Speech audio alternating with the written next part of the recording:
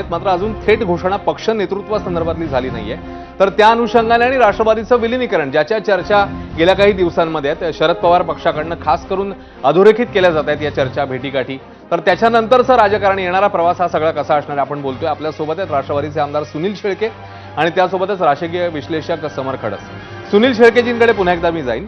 सुनील शेळकेजी, या सगळ्या घडामोडी बघता म्हणजे आधी सुनेत्रा पवारांची शपथ होती, त्याच्यानंतर मीटिंग्स होतात आपल्या, पण अजून पक्ष नेतृत्वाबद्दल फायनल डिसिजन होत नाही। आपण म्हणताय की काही बाबी कायदेशीर आहेत त्या चाचपून पाहिल्यात आणि बाकीची पावलं टाकली जातात, पण अजून अधिकृत घोषणा नाही।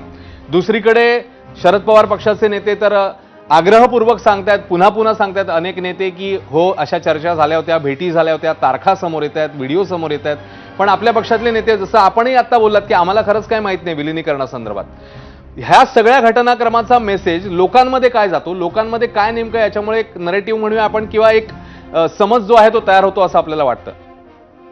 ह्याच्यामध्ये मुळामध्ये ही जी काही दुर्दैवी घटना झालेली आहे या घटनेकडे आपण एक संवेदनशीलपणाने पाहायला पाहिजे।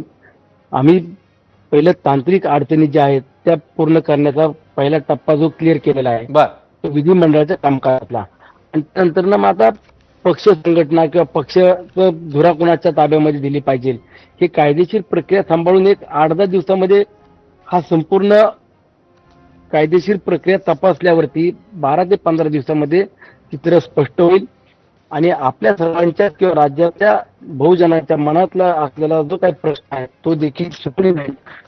पक्ष अजितदादांचा आहे, दादांनी पक्ष मोठा केला, ग्रामीण भागात वाड्यापाड्यात महाराष्ट्रापर्यंत तिला 12 बरोबर घेऊन तो फुले आंबेडकरांची विचारधारेला स्वीकारून ही विचारधारा दादांनी काम केलं आणि पवार कुटुंबियांकडे ही संपूर्ण जबाबदारी असेल हे देखील मी व्यक्तीने अधोरेखित करतो किंवा स्पष्ट करतो। समरजी, याच्यामध्ये आणखी एक मुद्दा, जसं आता हे नेते म्हणतात सगळी मंडळी आणि सुनेत्रा पवारांकडे जर पक्ष नेतृत्व गेलं तर मग येणाऱ्या काळामध्ये जो पक्ष शरद पवारांनी निर्माण केला, एक ओळख दिली, तो महाराष्ट्रभर पसरला, त्यातले अनेक नेते मोठे झाले, तो शरद पवारांचा पक्ष घड्याळ चिन्ह हे आता सुनेत्रा पवार पक्षाध्यक्षपदी आल्यावर मग शरद पवारांच्या पक्षासोबत मग कौटुंबिक पातळीवर असेल किंवा राजकीय पातळीवर असेल, हा पुढचा प्रवास, हे पुढचं नातं कसं असेल, तुम्ही काय याच्या संदर्भात पुढच्या काळामध्ये पाहताय समरजी? एखाद्याच्या घरातल्या कौटुंबिक नात्यावर आपण चर्चा करणं काय बरोबर नाही आणि ते नातं कसं असेल हे काय मला सांगताही येणार नाही आणि त्याच्या बाबतीत अशा पद्धतीचे काहीतरी म्हणजे अंदाज बांधायला नको। ठीक आहे, ठीक आहे, ठीक आहे, राजकीय ठीक आहे, हा, परंतु राजकीय जर आपण विचार केला तर मला असं वाटतं की कसं आहे की एक शेवटी प्रत्येक व्यक्तीचा म्हणून एक इगो असतो आणि म्हणजे अजित पवार हे शरद पवारांनंतरचे त्या पक्षातले तसं बघायला गेलं तर सर्वाधिक मेहनत करणारे आणि सर्वाधिक काम करणारे असे सिनियर नेते होते। त्यामुळे त्यांच्या म्हणजे अजित पवारांचे समवयस्क त्या पक्षात खूप लोक होते, म्हणजे जयंत पाटील होते, आर पाटील होते, दिलीप वळसे पाटील होते, ही सगळी एकाच बॅचची मंडळी आहे। परंतु अजित पवारांनी जे त्यांचं कर्तृत्व सिद्ध केलं आणि गेल्या विधानसभा निवडणुकीत तर ते स्पष्टच झालं, म्हणजे वेगळं होऊन त्यांनी इतक्या जागा निवडून आणल्या 40च्या वर। आता प्रश्न असा आहे की सुनेत्रा पवार या अशा पद्धतीच्या दुर्घटनेमुळे राजकारणात आलेले आहेत। तसा त्यांना सामाजिक राजकीय वारसा आहे, त्या म्हणजे त्यांच्या बाहेरकडूनही राजकीय घराणा आहे। त्याच्यानंतर अजितदादांशी लग्न झाल्यानंतर त्यांनी हे सगळं जवळनं पाहिलेलं आहे, त्या बारामतीतल्या अनेक संस्थांवर आहेत, सामाजिक काम करत होत्या आणि गेल्या लोकसभा निवडणुकीला त्या उभ्या राहिल्या, तेव्हा खरं तर त्यांची राजकारणामध्ये एंट्री झाली, परंतु त्या नौक्या आहेत तशा।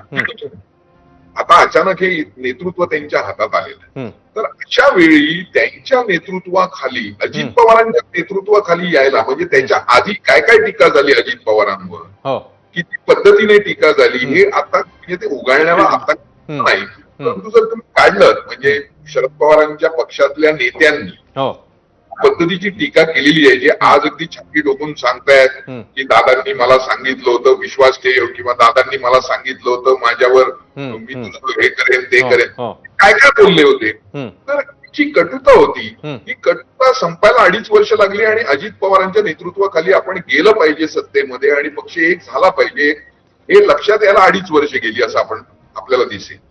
मग आता सुनेत्रा पवार यांच्यासारखी त्या मानाने नौकी तिला जेव्हा नेतृत्वात आलेली आहे, अशा वेळी तिथल्या त्या नेतृत्वाच्या इगोचा काय म्हणजे त्यांना काय वाटत असेल किंवा त्याचा परिणाम कितपत होईल त्या निर्णयावर, हा महत्वाचा मुद्दा आहे असं मला वाटतं.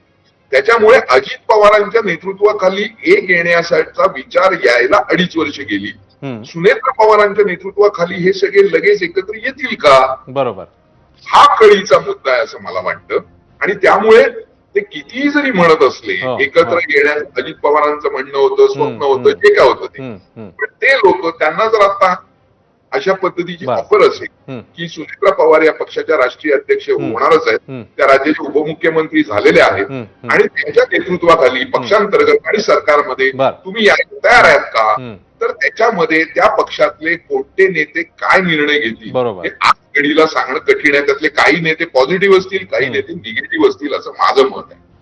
बर, पाहूया आता जसं समर खडसेजी तुम्ही म्हणताय येणाऱ्या काळामध्ये कशी पावलं नेमकी टाकली जात आहेत, म्हणजे पक्ष नेतृत्व आता सुनेत्रा पवारांकडे नेमकं कधी येते, त्याच्यानंतर कशी पावलं टाकली जात आहेत आणि 13 दिवस उलटल्यानंतर शरद पवार पक्षाच्या नेत्यांनी जसं सांगितलंय तर ते नेमकी मग काय पुढे भूमिका मांडतायत हे सगळं येणाऱ्या काही काळामध्ये आपल्याला स्पष्ट होईल.